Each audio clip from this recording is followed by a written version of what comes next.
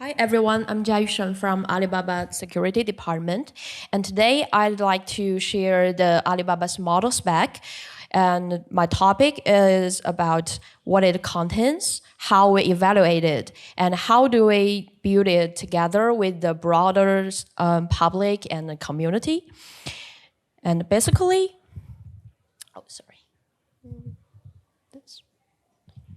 Yeah, before I start, I'd like to explain what is we mean by a model spec.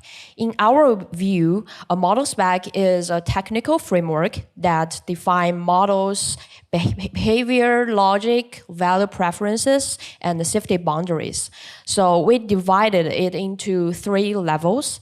At the top, you can see there are 6 core principles. They are totally aligned with China ethical norms for new generation AI. And then we translate them into 43 guidelines.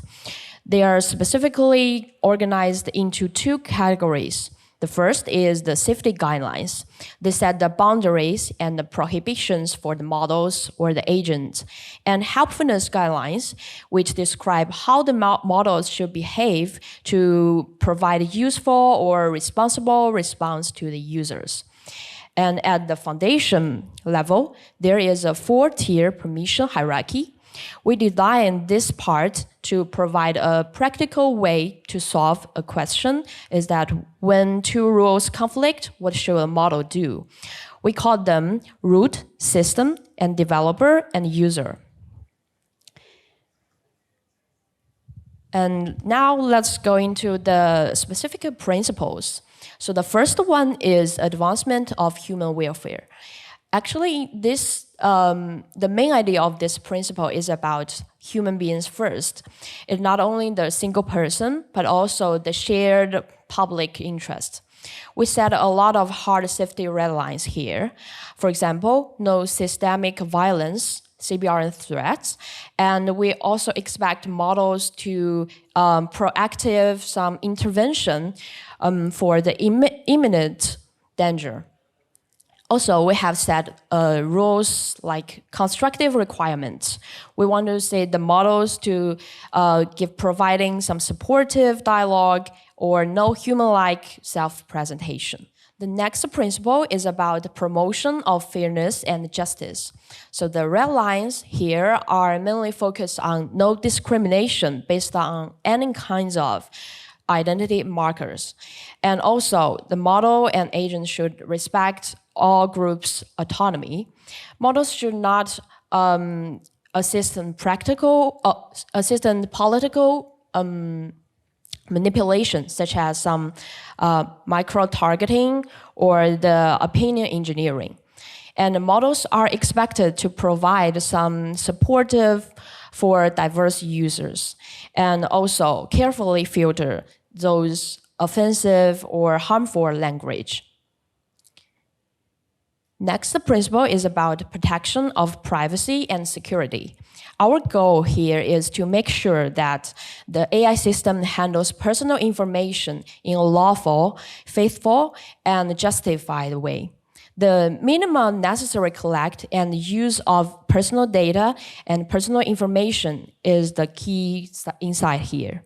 So there should be no leakage or inferences of personal information. On the other hand, also the system prompt or the developer instructions or any safety strategies are confidential by default. The next principle is about assurance of controllability. We believe this is the core principle group for the agentic era. The key here is to ensure that the model accurately interprets users' intent and faithfully executes applicable instructions.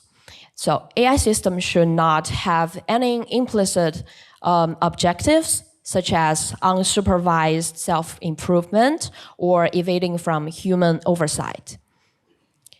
The next principle is about strengthening of accountability. So this principle covers a lot of specialized or professional scenarios. For example, the model should respect to the intellectual property, refuse to assist with deepfakes, and handle sensitive content only in legitimate professional settings.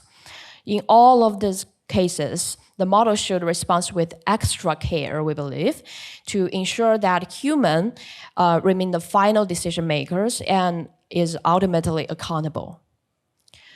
The last principle is about improvements to the ethics cultivation. So the core tension here is to address the two-failure model. First is the sycophancy compliance, and second is the preachy refusal. So we want AI to give balanced and objective responses, but also avoid agreeing with users or flattering users unconditionally. Then let's come to our conflict resolution hierarchy. So you can see we divide it into 4 levels. At the top is the root. It is set by the model spec itself. It cannot be overridden or overridden at the runtime. Yeah, and these are the fundamental principles that reflect the cross-culture or cross-jurisdictional baseline. And the second is the system level. So it's designed by the model provider. They can change it through the system prompts or system instructions. Basically, this layer is designed for the enforced legal enforcement or some platform-wide safety properties. The third level is the developer. It can be customized by the developers themselves. This is the main layer for building some differentiate AI applications. Finally, we have the user level. This is the most flexible layer, and it can be overridden by any higher level instructions. It allows the models to balance between the individual preferences and the basic overall consistency and safety. So how do we evaluate whether a model's behavior is consistent with the spec? We divide into 3 phases. So the phase 1 is where we are now, focused on single rule compliance. The question is very simple here. Does the model's response follow one specific rule? So we pick up those rules with lower controversy or with clear boundaries and build the benchmark. Our benchmark has been built and will be open source very soon. The phase 2 is about the expansion of our benchmark coverage. We believe with the AI keep evolving, our spec should evolve as well. So we'll continue adding new rules into the spec and the benchmark. The phase 3 is our long-term goal. It's about holistic spec consistency. So instead of checking one rule at one time, we'll evaluate whether a model's response consists with the whole spec. However, this can be difficult, so our research is still undergoing. Next, I'd like to introduce a little bit about our trustworthy model, the Oyster 2. This model is trained based on the Queen 3 14B.